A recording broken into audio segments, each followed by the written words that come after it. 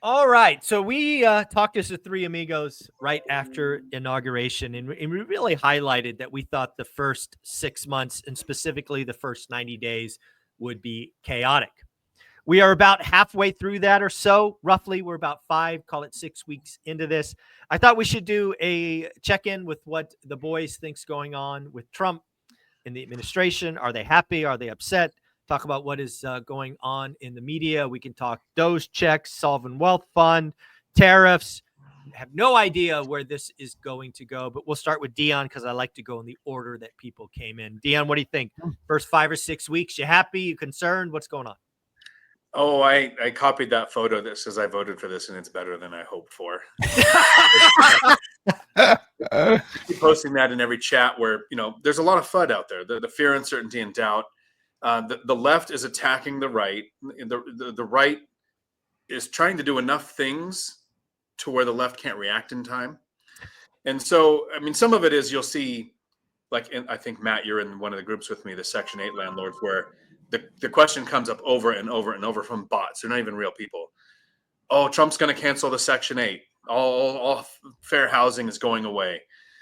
So they're trying to cause that fear. But the real manipulation is coming from the actual housing authorities. And I don't know how many other counties this happened in. I'm in 2 counties with housing authority. Only one of them had this impact. They sent a letter, very detailed letter of, hey, we're very sorry. Trump has stopped all payments to Section 8. Then this big paragraph on how important Section 8 is and how it helps the landlords and how it helps the community and all of this. So, and it said, we're hoping that Trump reinitiates the HUD payments to get you paid. And every time so far, that county has paid on the first. It's just automated. It's not a person checking a box. The computer says this much goes out on this day. Well, this time, February 1st, it didn't come until the 5th.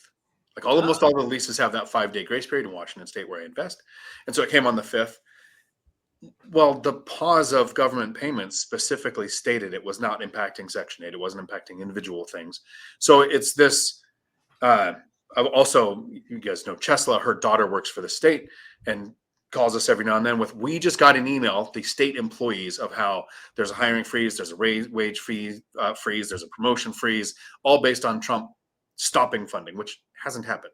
But there are agencies, people in positions and agencies that have an anti-Trump position that are trying to create as much fear and uncertainty and doubt as they can to think they're going to impact people's election in 2026 and 2028. Yeah. So, Dion, your kind of summary of the first 5 or 6 weeks, again, kind of your opening statement. You voted for this, and it's better than you thought thus far. Yeah, I want Doge to go into. I want Doge to go into every state and every county and every city.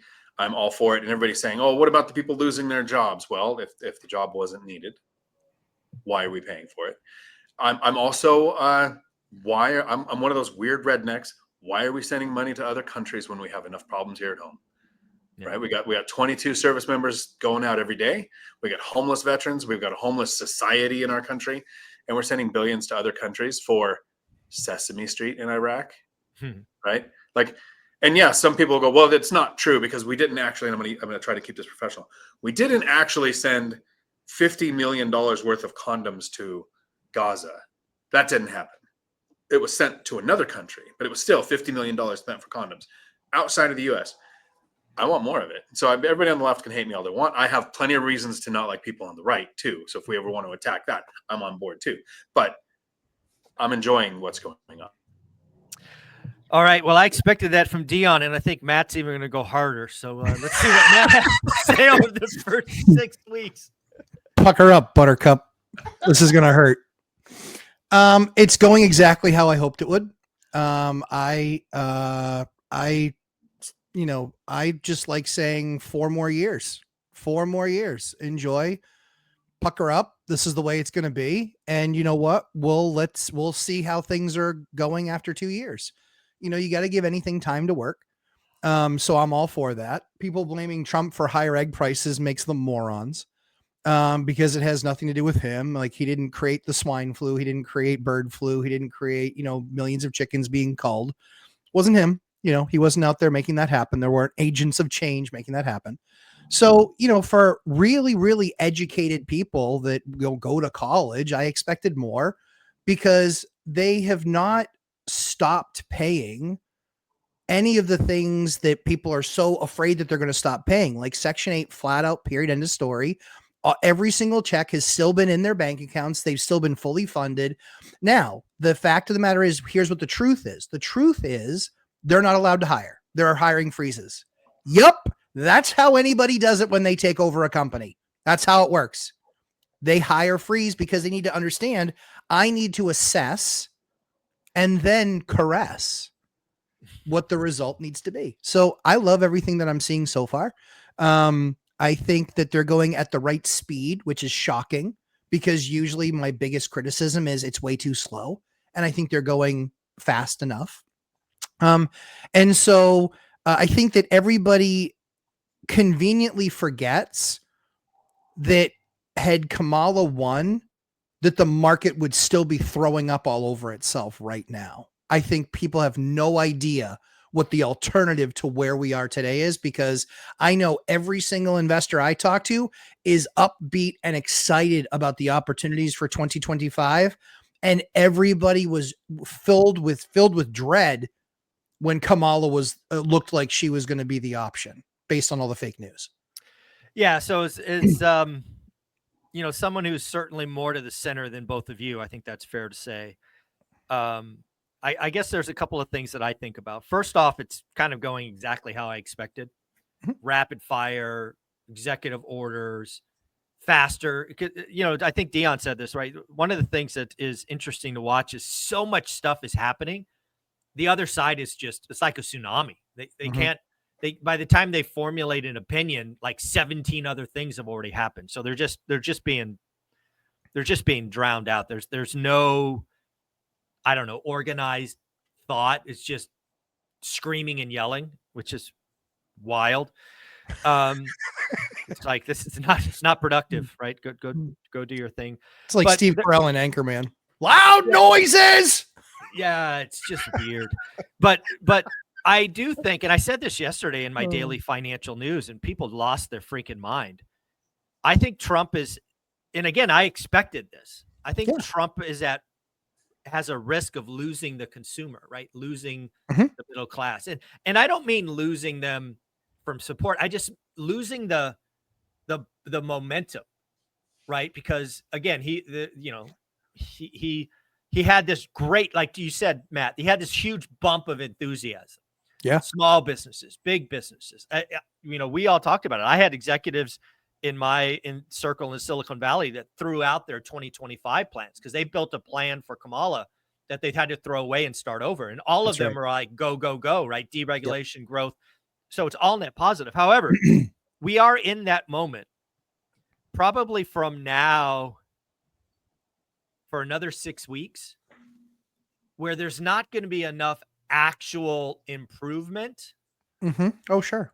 And the news cycle is going to say tariff, tariff, tariff, this, that, the other thing, where the average consumer who, watches this much of understands the economy this much, we're going to see consumer confidence take a hit. And we saw it yesterday.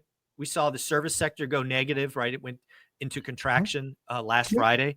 Sure. So we're in that really dicey period, in my opinion. Dion?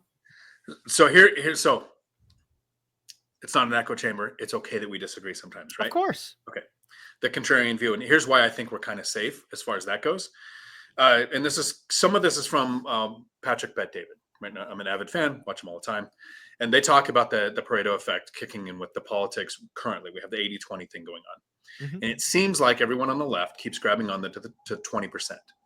There are some people who want men to be able to compete in women's sports. So they've grabbed on that, but it's less than 20%. Wild. Oh, it's got to be less than 5%. Right. There are some people who want open borders because the idea was if we get enough people that come in from another country who will eventually become voters, we put them in the swing states. Eventually, the swing states only become blue states. We have a one-sided government. It was a plan that was being carried out, came very close to being done in the last 4 years. So again, there's less than 20% of the people were okay with open borders. So while yeah, there's not a lot of change and not a lot of fixing, and gas prices aren't going to be $1 because people don't understand inflation, right? Low inflation doesn't mean prices come down. They just stop going up so fast. Right. Mhm. And so, yeah, eggs and gas aren't going to be cheap, but people are going to freak out because the media is just going to keep pushing. You were told eggs and gas were going to be so cheap. But so if we had Trump on one side and Musk saying, here's all the things we're going to do, and there was somebody close to 40 or 45% of the country saying, these are the things we would like to do, we would be at risk of Trump losing his momentum. But since it's Trump and Elon and then less than 20% arguments being thrown back, so much so that, Matt, you nailed it, that people go, well, he didn't bring the cost of eggs down. People logically can go, well, it was the flu. It wasn't gas prices causing shipping to go up, making the eggs cost more. So it really wasn't Trump. So if your biggest argument is these things, and so some of the things we need to be careful of is on the right, there is some misinformation being put out. And so I'll give a quick example. Elon Musk puts out several charts of how many people are receiving or on the Social Security list based on age. There's somebody 350 years old. There's 25 million people over 100 years old. And everybody goes, oh, to panic. And so the right just keeps posting that over and over and over and over. And in 2016, the regulation was put into the IRS for the Social Security payments that nobody over 115 receives a payment, period. There's one person on the planet over 115 years old. So while they are in the system at all of these ages and the right keeps throwing it out there, look what the fraud we found. No, they had a logical rule in place that stopped that. Yeah, they're in the system, but they're not getting payments. So what will happen is the right will keep attacking with something like that. Then the left will find out, oh, it's not really true. And so all of the arguments on the right can lose weight, which is what's happening on the left. They keep just attacking and saying, oh, he's a fascist and a Nazi. And then the right can easily go, okay, well, show me the fascist that ever made the government smaller. And all of their arguments go out the window. So the real threat is if anybody ever actually came up with a logical argument. I haven't seen that yet. Good luck. Yeah. Well, again, so frankly, I think you're giving the average consumer too much credit, frankly. Again, when you step back and you think about the average consumer, probably, and again, let's be clear, the average consumer is not watching this channel. Let's just say that right now, right? The people that watch this channel, that listen to us, have interest in the economy, interested in assets. I mean, they're already self-selecting. Yeah, they're watching fart videos. Yeah, or whatever. I do see the risk that, because again, the average consumer just gets a blip of what's going on, and we're going to have I think it's going to be noisy for the next 6 to 9 weeks, but then it all gets better, right? We're just we're in the suck. I think it's longer. Yeah, we're in the I think it's longer. I think I think going into summertime is when things are going to change. It's when the freezing cold temperatures leave the Northeast and the northern part of the country. I think that anything like this takes time to start to see that effect. And I think the third thing is I believed them when they said we're going to have some pain, and I'm not such an emotional infant that I can't take pain. Yeah. Investing in real estate is painful. Investing in real estate is painful. Stop being such a freaking baby. Investing in real estate is painful. We all have battle scars, and the bigger you are, the more scars you have. That's how it goes, because it's that attrition that happens as you continue to get bigger, where finally people just go, nope, going smaller. I'm doing Dion's route. It's easier. It's lazier. Yep. Get it. Sure. No problem. And that's good because everybody is right sizing. But the fact of the matter is I believed exactly what Trump and Elon were saying. There's going to be some pain. Yep. Knew it, expected it. We saw a blip of people giving notice. Yeah. Basically saying, hey, 60 days out, we're going to give notice. It's like, that, no problem. Sounds good. Yeah. Sounds good. One of the things that I would love to see, and again, I think Doge has done an amazing job of highlighting, frankly, stupid or fraudulent spending. But I got to tell you, it certainly feels very left only. I think there is just as much fraud and abuse on the right. And I would love to get some of those idiots embarrassed and highlighted. Are you saying Gaza condoms is a left issue? I'm saying that it does seem to be very one-sided. And I think all politicians are corrupt. So let's I don't disagree. Let's highlight all of the corruptness, not just one side. It does seem to be very one-sided. So have none of the Doge things impacted any Republican centers? Have they all 100% been, bills that were sent, bills that were proposed and created by the left? Because I haven't seen, and again, just me, maybe I'm missing it. I haven't seen anything where they said this is the jerk who put this jackass bill forward and he's a Democrat. I haven't seen that yet. There has been plenty of Democrats named for different things. Good. I have not seen one Republican named. And everyone should be named. Exactly. Everyone should be named, because I don't care if you're wasting my money if you're a Democrat or if you're wasting my money and you're a Republican. I don't give a rip. If you're wasting my money, exactly. I want to hurt both of you. And so I think at the end of the day, I'd like to see Dion drink. I think that I'd like to see exactly, all of these programs in totality. I mean, what I love is the number of dollars that they're saving. That's what I love. I mean, this number is getting big. The last I saw it was 150 billion or something. Yeah, big fast. Like, this isn't slow. This is big fast. Yeah, And if let's talk about the. Go ahead.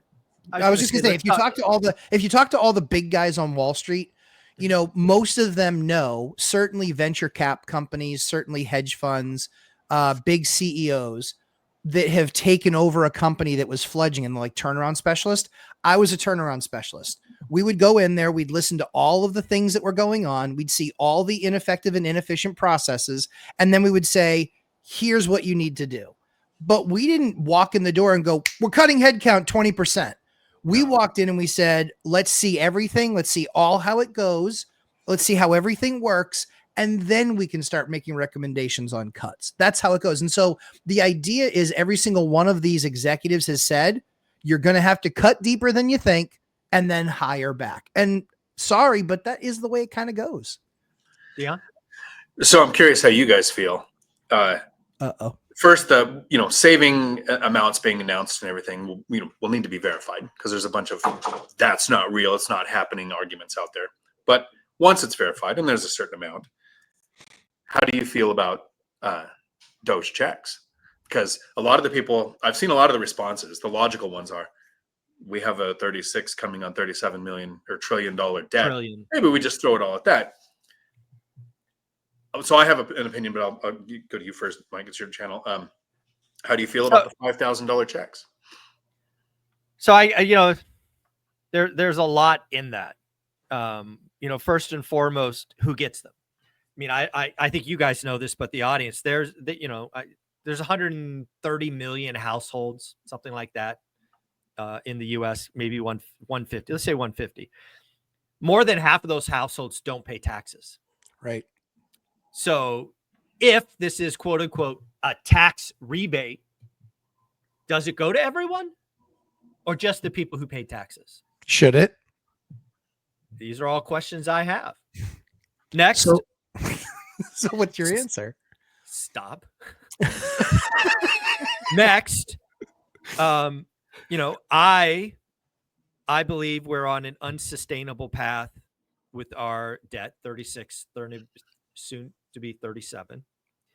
And I believe, again, as a real estate investor, one of the things we have to do is we have to bend the curve of that runaway debt, which is going to have follow-on effects to lower interest rates, which is going to help all of us long term. So again, if I were to look at the priority, there is no question in my mind what the number one priority is we've got to balance the budget. We've got to bend that curve. The US dollar is at serious risk of going kaput if we don't fix this. Mm-hmm. Third, I didn't like when the Democrats did it. I'm not going to like it when the Republicans do it. When they release this $5,000 check June of next year, right before the midterms, right? Biden did that crap, right? I'm not going to like it this time. You're just buying votes under a different guise. I think that's crap. So again, my thinking is, if this is a tax rebate, at best it goes to the people that pay taxes. If it's just, you call it something else, then I guess everybody gets it. But again, we don't need to revisit helicopter money. I mean, you idiots remember what happened when last time we just rained money down on everyone? The rich got richer. The rich got richer. This is just freaking stupid that we keep repeating this. Yeah, my preference is that it go to paying down the debt. Like put it towards the debt. I'm sorry, but like put it towards the debt. To your point, Mike, like we've all been, you and I have started divisions and product lines, right? And you get a certain amount of money in burn rate. And then it's like it has to be able to sit on its own. Self-sustain, yeah. Right. And so that's the question is, can it then self-sustain? And so I think in this particular case, we need to get a balanced budget. We need to have a plan of where these excesses and fees and funds are going, because we need to actually pay the thing down a little bit. And to Simon's point, uneducated economist, credible threat. If we actually do this, then it changes the outcome for the country big time. We could have decades of growth ahead of us. Unbelievable growth, explosive growth, because we aren't actually burdened by debt. Yeah. Dion? Correct. So there's 78 million head of households for tax filings, right? And so if they do the $5,000, the talk was it goes to head of household, so it won't go to each individual. Since it is buying votes, which both sides do, I don't think it'll be income dependent. There might be a maximum income like there was with stimulus, right? I never got any of the stimulus because it was my last couple of years working where I made more than they allowed. It isn't new money, so it isn't as inflationary as the stimulus was, because that was, let's print money, turn on the printer. This is, we found this money that was going to be allocated. We're reallocating it, giving it back. So inflationary, yes, I don't think as bad as stimulus. It is buying votes, and I think that is something both sides do. And like you said about 10 minutes ago, don't give the average consumer more credit than they're due. They're going to get this much of the news, and a $50 check could buy votes. A $5,000 check, if you took all of the stimulus checks, I haven't done the math, and you said, okay, you got this much spread out over about 9 months. How far off is it from 5,000 versus going, hey, here's a one-time large impact to the average consumer, right? I've got a tenant who every year she gets a tax return, doesn't pay anything into taxes, but she gets about $9,000 back every single year. And every year, this time, just got it about it. I could read it about 2 days ago. Hey, I'm looking to buy a house. I think with this tax return and next year's tax return together, I'll have a down payment. Great. Happy to help you find an agent and a lender and everything. But by the time tax return comes next year, the money from this year is gone. And so it's just a repeating cycle. I think there's literally millions of people look at it that way. $5,000 is a life-changing amount of money. It's so again, this was something that was theorized. They called it helicopter money. And it was always theorized that if things got bad enough, all we had to do was rain money. I think it was Greenspan. It might have been Bernanke talked about helicopter money. And we ran that test. I think we had 3 stimulus checks. And I do think it was roughly $5,000. But it wasn't per household. It was per person, right? Per adult, right? Per tax filer. So maybe that makes it $10,000, right? But again, I completely disagree. Now I understand, folks, it's not new money. It's not this, it's not that. But when you break it down to the individual consumer who's going to get an electronic deposit or a physical check, that $5,000 is going to be spent. And if you guys haven't figured out, the only people that win because of this will be the rich. The rich will get richer. It's just mind-boggling. So it's wild.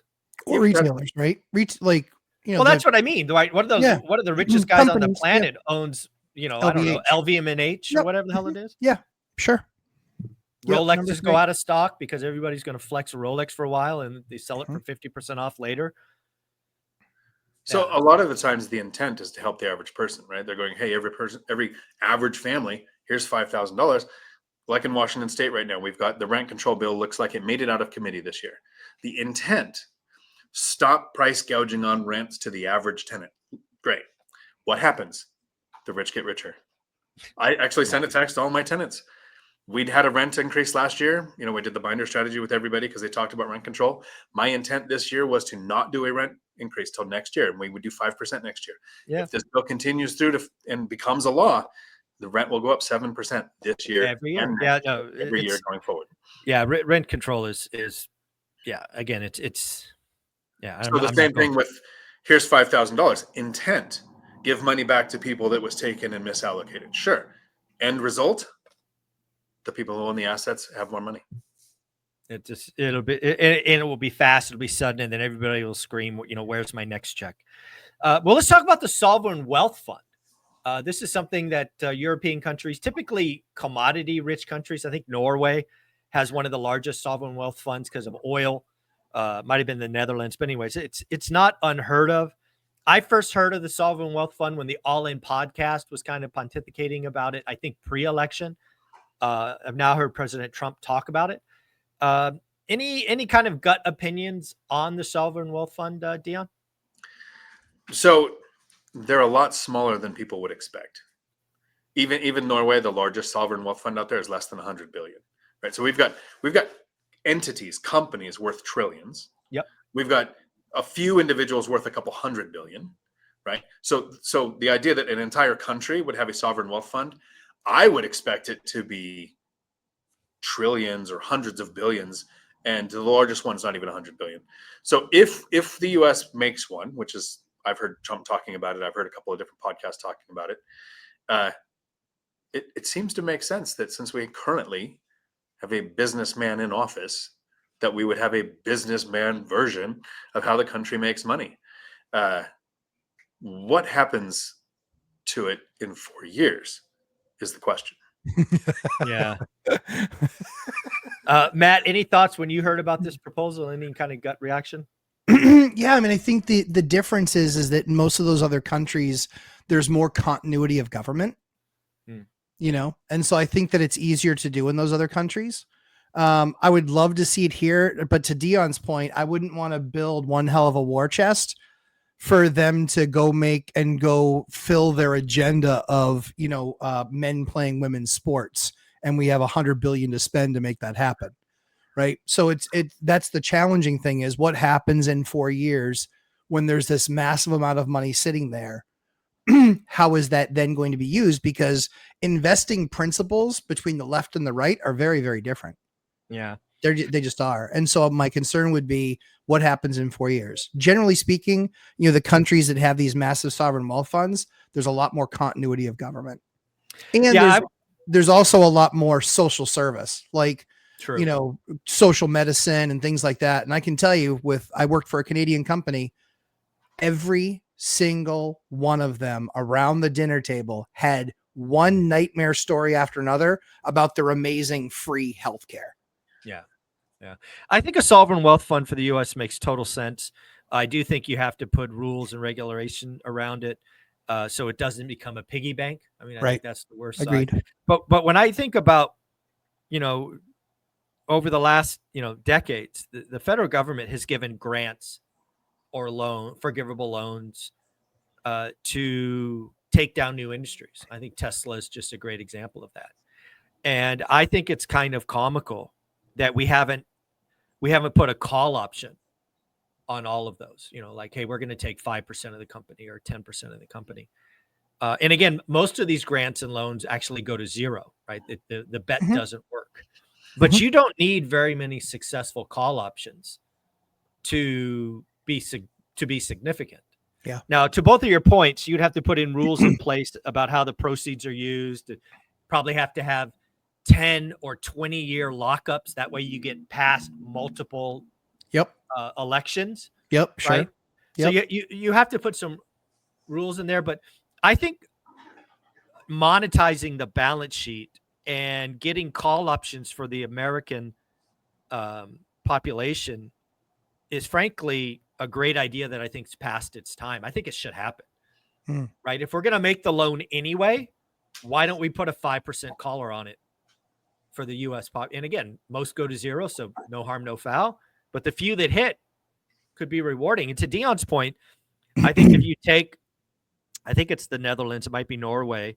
but you make it to apples, the U.S. sovereign wealth fund will be over $1 trillion. Well, Right? oh, The of Norway course. economy is, what is it, 1/20th, Yeah. 1/30th the U.S. Yeah. It's a So fraction. it would not.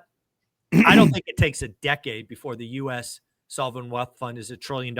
And then if you really want to get nutty with it, you could start, chunking off the national debt and bringing it down with those call offs. So again, I see lots of upside, but to your guys' concern is you've got to put time bounds on this For that sure. are many elections away, because you don't want it just to be a piggy bank for the left or the right.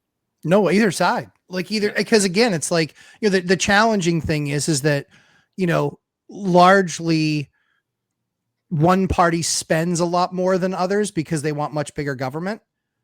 And so the challenge with that is that's where, you save up for 4 years, you get the piggy bank, and then it gets spent on a bunch of stupid stuff that you didn't want spent on anyway, if there's that change. But yeah, it'd be a brilliant move. I mean, at the end of the day, the country is a business. Mm-hmm. It is. And so we have to run it much more fiscally responsibly, because what happens if just one of those printing machines breaks?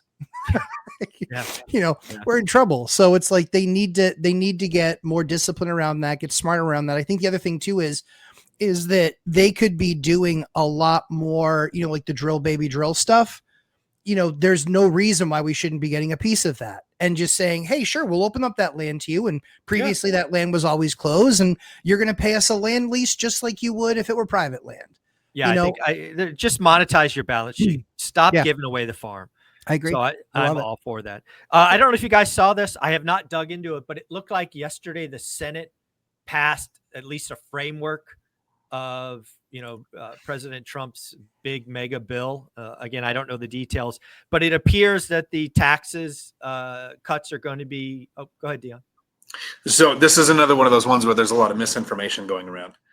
The left said, well, so first of all the Republicans voted yes, all Democrats voted no. All but 2 Republicans voted right, yes. but I mean, all the Democrats voted no, right? Correct. So that's the one statistic I heard. Yeah. And so there's a viral TikTok with over 14 million views where this guy says, okay, so the tax bill came out and there is nothing in there that mentions tax on tips, nothing that mentions tax on Social Security, something else, the overtime. And so Trump was lying. It's just another lie. Well, that's because what's been proposed isn't the bill hasn't been written. Right. What's been proposed is we want to cut it by this amount. That's what passed. So both sides, again, are throwing out misinformation on what's been done so far. Bill hasn't been written yet. Yeah. So the bill, we don't know what the bill is going to contain. So the left is attacking it that way. The right is saying the left turned down Trump's tax plan, which hasn't been written yet. So both sides, again, are just trying to make the other side look bad on that. So move forward. Yeah. So what I saw, and again, this might be misinformation, but I don't think so. Again, no tax on tips is part of the, looking to be part of the agreement. Because again, the Senate did theirs, the House did theirs. Now they got to get together and actually, to your point, write the damn thing. I think no taxes on tip is going to make the cut. I think no taxes on Social Security over 65 is going to make the cut, right? Promises made, promises kept. But it also looks like the tax cuts that we're rolling off are going to be extended another 5 years. That looks like it's also going to happen. But that increases the budget, right? Those tax cuts are turning off what would have been revenue stream, aka taxes, which kind of goes against the whole bring down the budget thing. Am I missing something, Dion? Well, the shift there is tariffs. The idea is we're gonna have income from tariffs, not so much income from taxes. Right. So they're trying to balance those scales. I think, and I hope this isn't too much of a segue, I think the real threat, like I'm for Doge, I've been very transparent. So everybody can hate me in the comments all they want, but I'm for it. Here's the threat with no tax on tips. So it's going to be like alcohol. The party comes first. People feel like they have more income. So it's great as an economy to go, okay, now people might claim their tips because they're not going to pay taxes on it. So they'll qualify for home loans. They'll qualify for, better expenses of their money. And so the party comes first. Here's the pain. What happens in 4 years? So now the left comes, let's say we have a We're no longer a Republican-sided government in the future. We either get split or we go left again. Then they're going to go, we now have 4 years of data on how much people actually make on tips because you reported it. So if you're a waitress, you're going to pay taxes on this amount no matter what you report. Because there's already places that go, you are taxed as though you got 20% tips, whether you got a tip or not. There are employers that do that and file like that's what you receive. So I think that the danger is people will have the audacity to be honest and say, yeah, I made $97,000 on tip on top of my wages, but I don't have to pay taxes on it. That's great. And then in That's 4 funny. years, people are going to go, how did you all of a sudden lose $50,000 a year in tip income now that it's taxed? That's funny that's where your brain went. My brain went to how are people going to game the system today? Suddenly their base salaries are going to go down and tips are going to go up. That's where my brain went, is how can I change my comp plan where predominantly my income is tips? That's where my brain went. Yes. So you're both right. And it feels weird to say that, but you're both right. Doesn't happen a lot.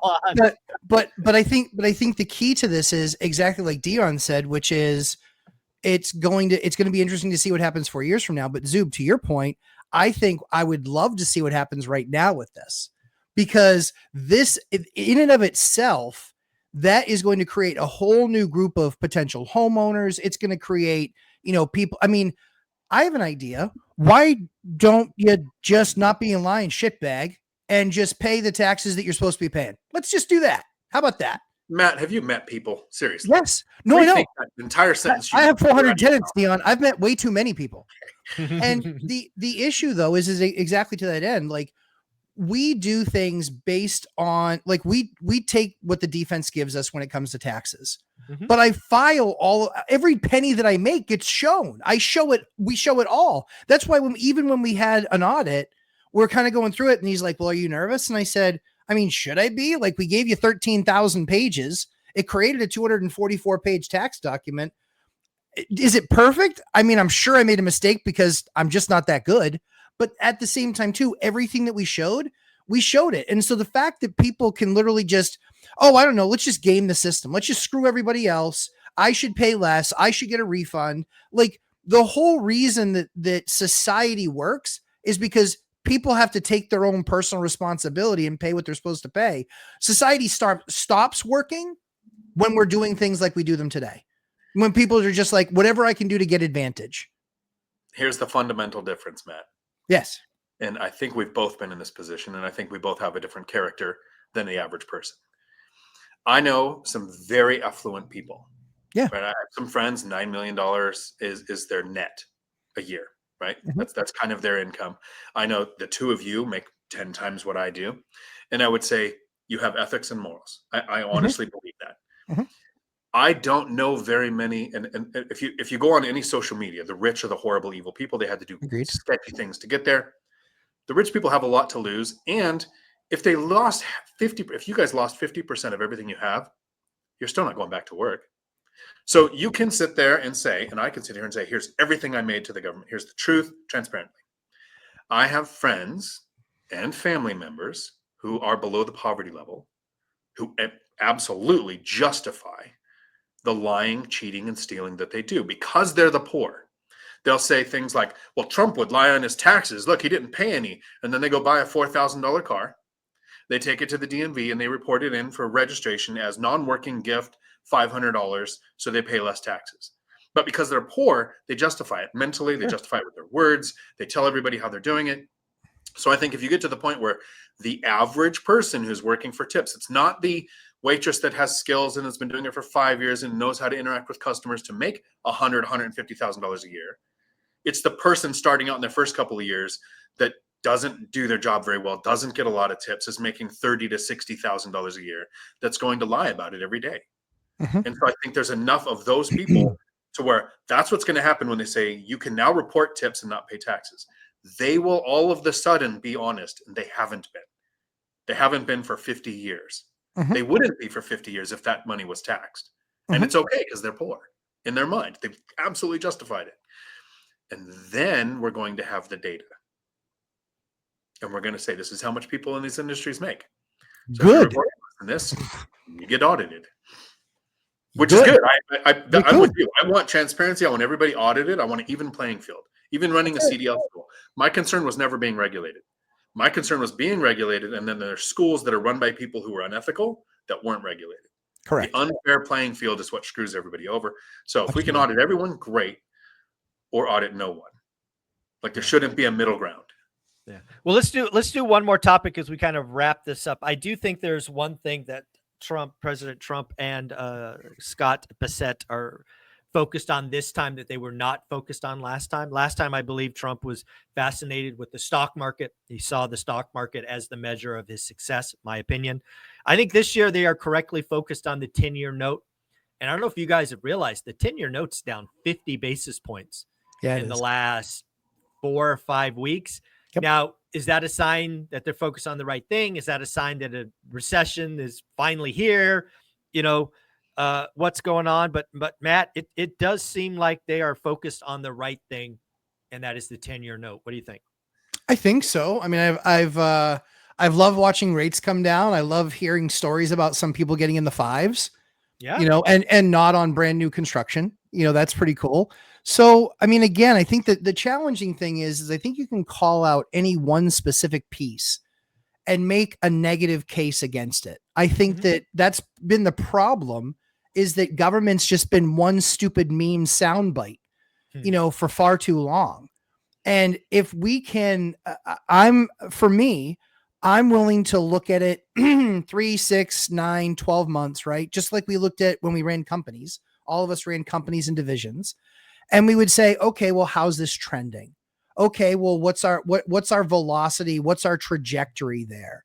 And so I think it's just like anything else. We want to look at things holistically and say, okay, there's all of these pushes and pulls, and the magic comes in where you get all of them pushing and pulling in the right direction at the right time, where then it just becomes this piston going up and down in the engine, just creating a ton of horsepower.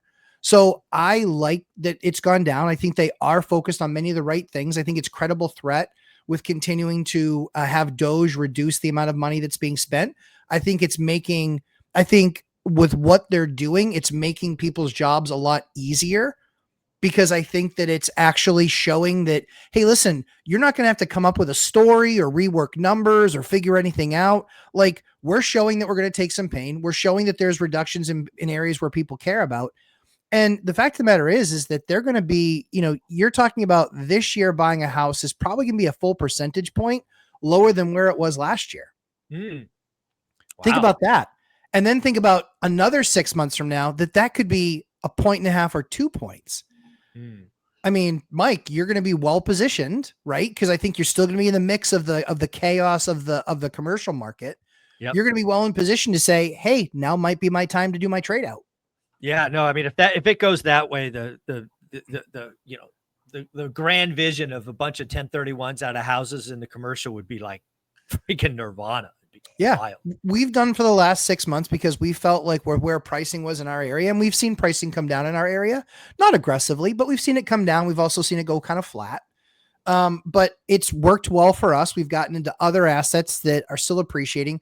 We continue to break records on small multifamily here. 2, 3s, and 4s continue to break records because they're income producing. But we continue. Yep. There was a property that just sold for $900,000 or $800,000 that was purchased for 2.5 years ago for $410,000. Wow. So that's 2 years. Jeez. And it's driven by the rents because investors are buying that rental income. So that's the way I see it going. I think they're focused on the right stuff. I think rates will continue to come down, and I think that will be good. Dion, thoughts? Here's where the real opportunity is. So if we have a recession coming, and we have all the indicators saying there's a recession, which we've basically been hearing for a couple of years, but let's say an actual recession does come, and we hit all the little checked boxes to say we're in a recession. One of the worst recessions we've ever had was in the 1930s, right? So the Great Depression. That's how bad the recession was. 1934, what happens? The FHA loan is created. The government says, and this is, so if you ask the average consumer today, what's FHA loan for? Oh, it's to help the first-time buyer buy a house, because that's not what it's for. In 1934, they said, here's the FHA loan because we have 2 million construction workers out of work. So people with no, not bankable, so not real quite credit scores, but not good criteria to be lendable, and go and have a government-backed loan to buy a house. You have to owner occupy it. Well, now we get 2 million construction workers back to work. So the real opportunity in the next 2 to 4 years is watching for the recession and something being created in this recession to limit the length of this recession. Now, it could be FHA loan limits to the moon. It could be FHA loan, and we'll pay the 3.5% down for you with a forgivable loan if you live there for 5 years. Who knows? I'm just making random predictions, but watching for that as it's coming and seeing the opportunity that it is, because when we're in a recession, the government's idea is, how do we get out of this? And if you're not looking for that opportunity, people will miss it because they'll be like, oh, we're in a recession. I'm going to sit back and just watch because I don't want to be the investor that loses money during bad times. And that's when the opportunities come up. Dion, closing thoughts, and where can they find you? You can find me right here on YouTube, Dion Talk Financial Freedom. I think my closing thoughts are going to be the same I've said in 74 videos with you guys. You are going to be alive in 5 years. You should start investing like it. And Matt? I think you still buy cash flowing real estate. That's how we do it. Like a lot of this, like we talk about all these things and where you like to maybe find your loophole and, you know, maybe really exploit something because you did it 3 months or 6 months or 9 months or 2 years before everybody else did. I think that's nice. But I think largely speaking, it's kind of a fool's errand. Where you need to be is buying and doing the daily work, daily discipline, looking at your market, understanding your buy box, understanding your rent box, working the numbers backwards, and buying cash flow producing assets. Because you know what? I've talked to my 3 banks in the last 2 weeks, and every single person that I asked them, I said, what's the common theme that you're finding with people that were struggling? You know, people that bought heavy variable debt. They took really short-term debt. They took 1-year debt or 3-year debt. Or it was people that were literally looking at it and saying, hey, at the time the deal was okay. Now the deal isn't really that good. And it has some bigger vacancies on the commercial side. And so now they're getting absolutely clobbered. And that's because of cash flow. That's because of cash flow. Yeah.